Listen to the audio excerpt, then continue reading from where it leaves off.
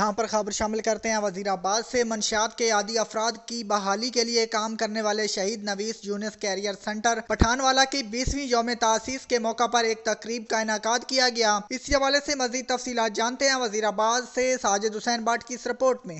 شہید نویس Younis care centre پٹھانوالی کے 20ویں یوم تاسیس کی تقریب چیئرمین شہید نویس یونس کیئر سینٹر پاکستان ملک محمد سہیل کی زیر صدارت منعقد ہوئی، جس میں chairman ISS UP Bashir Ahmed Naz, DSP anti narcotics Punjab Imtiaz Ahmed Cheema, assistant professor neuro psychologist doctor Afsheen Masood سمیت ملک کے مختلف شہروں سے ترک منشیات کے حوالے سے کام کرنے والے ماہرین نے کثیر تعداد میں شرکت کی۔ تقریب سے خطاب کرتے ہوئے مقررین نے کہا کہ نشہ ایک ایسی لعنت ہے جس کے دھوکے میں آنے والا مریض خود کو لا علاج سمجھنے لگ جاتا ہے۔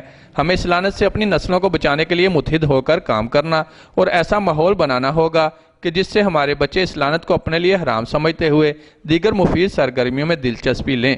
اس کے لیے یونیورسٹیز میں موجود ماہرین سے مدد لی جائے گی۔ تقریب سے ڈاکٹر افتخار احمد، تنویر احمد مغل، نور علی، محمد خان لاٹھی، رفیع ہاور، ثناء اللہ راٹھور، آصف محمود، سائمہ اصغر اور دیگر نے بھی خطاب کیا۔ اس موقع پر کیئر سینٹر میں دوسرے ریکوری سمپوزیم، حاجی محمد دین بلاک، لائبریری اور جامع مسجد کا بھی افتتاح کیا گیا۔ ایکشن گیپ کو ملک کامران احمد اور دیگر حاضرین نے شہید نویس یونس کیئر سینٹر کے بانی منتظمین جمیل احمد چیمہ اور دیگر کی کاوشوں کو سراہا۔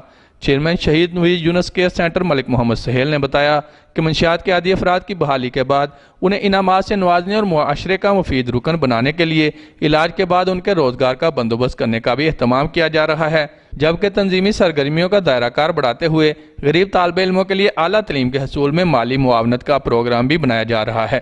ساجد حسین بٹ، City 5 نیوز، وزیر آباد۔